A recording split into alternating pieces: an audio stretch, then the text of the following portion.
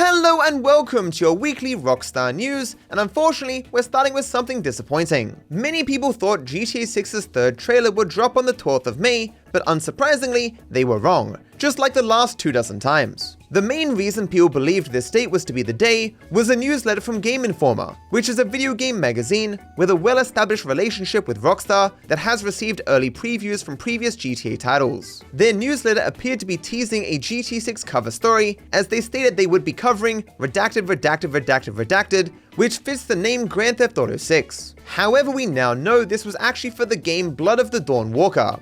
How embarrassing for everyone. I personally did not think anything was going to happen, but I still had to stay up until midnight just in case it did. One other reason that people suspect that we may hear new information soon is the upcoming Take-Two investor call for the fiscal year, especially since last year a trailer was released 9 days before the same call. This year's investor call happens in just over a week. Do you think we're going to see a trailer this month? Personally, I don't think so. Strauss Zelnick has constantly said that Rockstar wants to market the game closer to the release date, and we are still optimistically over 6 months away. Sony is now sending notifications and emails to PlayStation 4 users who haven't upgraded to a PlayStation 5 yet, recommending that they buy a PlayStation 5 ahead of GTA 6's launch. Sony also highlighted GTA 6 alongside its first-party PlayStation 5 titles in its financial earnings presentation for the first time. This further seems to support the November 19th release date. In the emails from Sony, this was also the first time that GTA 6 was stated to be rated M for mature.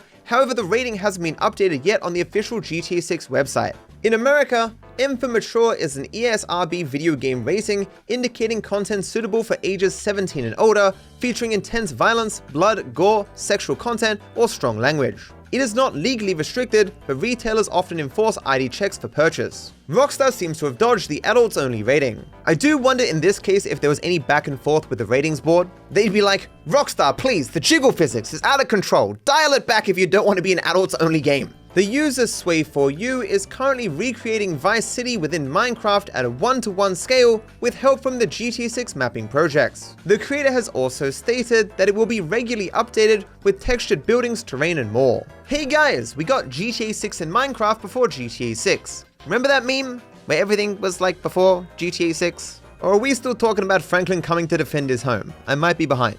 Take-Two Interactive CEO Strauss Zelnick spoke in an interview about the company's acquisition of CFX, the team behind FiveM. He stated, "The way we look at it is, there are hundreds of thousands of people who like to engage with GTA in this way. How about instead of trying to beat them, we join them?" He also responded to the recent rumors surrounding crunch at Rockstar India, saying it isn't part of how Take-Two operates today. Regardless of how successful it ends up being, I do think it was the right move from Rockstar to buy FiveM. If an entire ecosystem can spring up and be supported by your game, you are underutilizing that game in the market.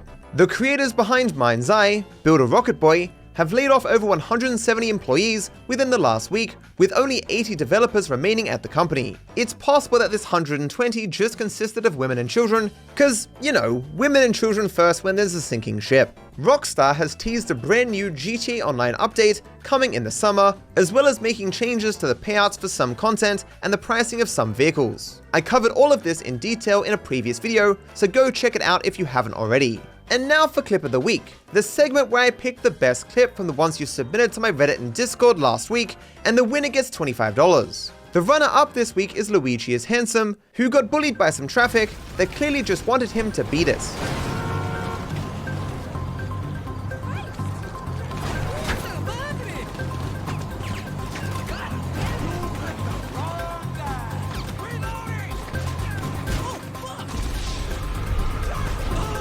The winner this week is Independent List 782, who makes a clutch recovery in a stunt race. He may actually be bike gliding a bit at the end here.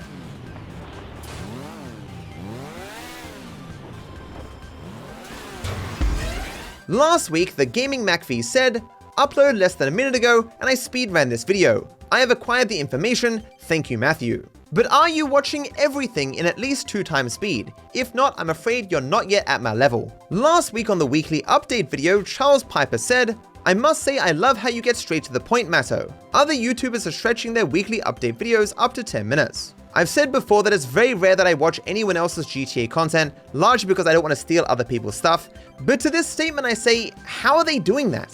Like sometimes I will interject in the weekly update video and say how this update is going to impact what I'm doing in GTA Online, but other than that, what else could they be talking about? I understand why they'd be motivated to do it. Any video over 8 minutes can have mid-roll ads placed within it, but hell, maybe they actually have stuff to say that I just don't know. If there are people out there making longer weekly update videos and there are people watching them and enjoying them, let them. On TikTok alone, I know of a dozen channels that make quick, snappy weekly update videos. It's important to keep in mind that we're all just reading an email that we're sent by Rockstar. The shorter your weekly update video, the less effort you're likely putting in because you're just reading Rockstar's email. I of course make some formatting changes and say things differently, but at the end of the day, 90% of what I say is just given to me by Rockstar. It's a part of the reason why we put in more effort to provide additional information that Rockstar doesn't, like how much you actually save with the discounts, as well as making our own recordings for as much as possible rather than using stock images. If I didn't do this, I'd feel like I was producing slop, and it's not something I like to do.